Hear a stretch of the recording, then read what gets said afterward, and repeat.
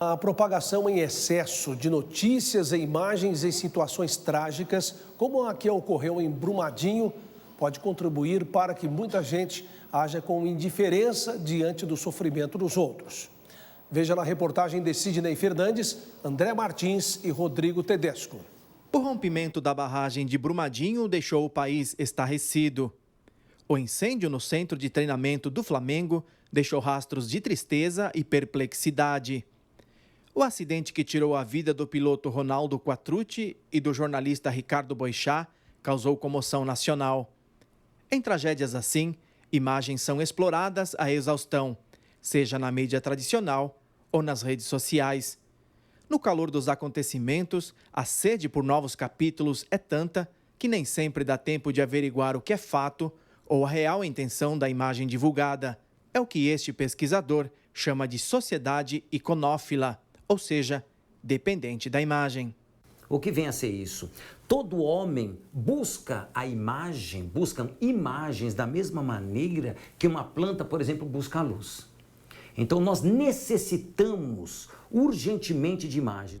Em suas pesquisas, o professor alerta que o excesso de imagens que chocam podem, num dado momento, nos anestesiar diante dos fatos e até perdermos o verdadeiro sentido da compaixão. A compaixão é justamente quando eu tenho a disponibilidade de sofrer com a pessoa.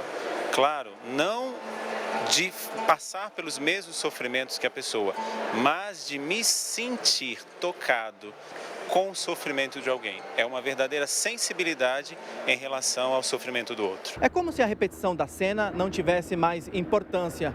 E isso acontece diariamente, bem diante dos nossos olhos.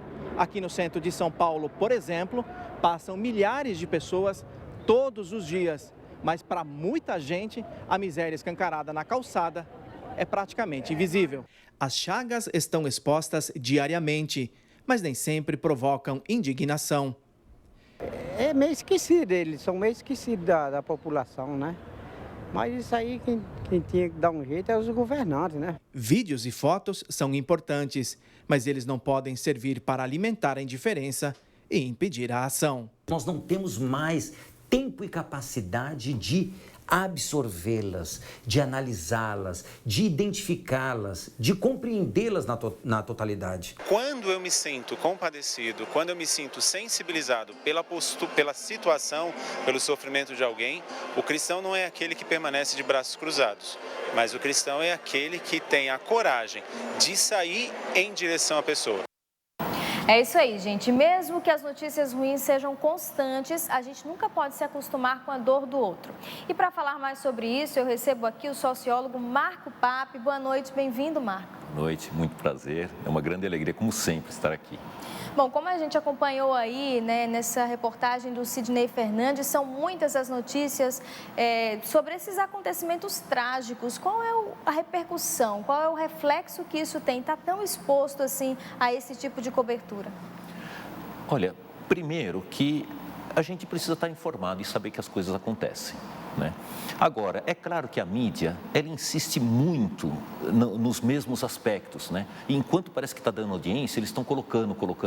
Então, isso gera para nós uma sensação de medo, de pânico, de insegurança, né? O caso lá de Brumadinho dá aquele espanto, mas a gente pensa, nunca vai acontecer comigo. Mas os casos de assaltos, as outras tragédias, a gente fica tenso e parece que a gente tem medo, inclusive, de sair na rua. Eu sugiro, melhor você estar bem informado por meio da leitura do que propriamente por essas mídias insistentes e algumas sensacionalistas. Para manter a saúde mental e emocional, né? Claro, porque do jeito que é enfatizado, as pessoas dizem, nossa, o mundo está cada vez pior. Na verdade, o que aumentou é a quantidade de população. E alguns insistem, não, mas agora já estão arrastando criança no chão do carro, sempre tem uma notícia de tragédia. Acontece que, por exemplo, na Antiguidade e na Idade Média, tinha coisas absurdas. E as pessoas sabiam, mas não era noticiada dessa forma. Então, como chega a notícia muito próximo, a gente tem uma sensação que só acontece isso. Mas não é verdade, o que só acontece é que eu acordo todo dia de manhã, vou trabalhar, você também, a gente cuida dos filhos, a gente procura fazer suas economias, a gente tenta construir a nossa casa, a nossa vida. A vida é construção, não é destruição. Esse é o 90% da nossa vida. Eventualmente a gente é assaltado, acontece um acidente, a gente pode morrer, um parente nosso morre. Claro, tudo isso acontece e pode acontecer comigo. Pode acontecer uma tragédia agora, um terremoto, agora eu morrer, cair um avião na minha cabeça, eu tropeçar e bater a cabeça. Mas a vida não trabalha com isso, então eu tenho que viver com essa estatística. Aqui entra a fé também. Eu tenho que estar feliz, mesmo sabendo que tem graves problemas no mundo. Eu tenho que saber ficar sensível, angustiado, porque isso faz parte da inteligência emocional. Não posso perder o amor, a sensibilidade para com o próximo, para com o outro, mesmo que não tão próximo, mesmo que distante. Mas eu ainda tenho que retomar a alegria de viver.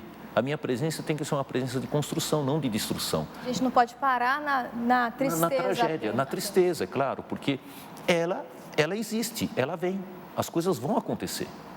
E eu tenho que estar pronto para acontecer.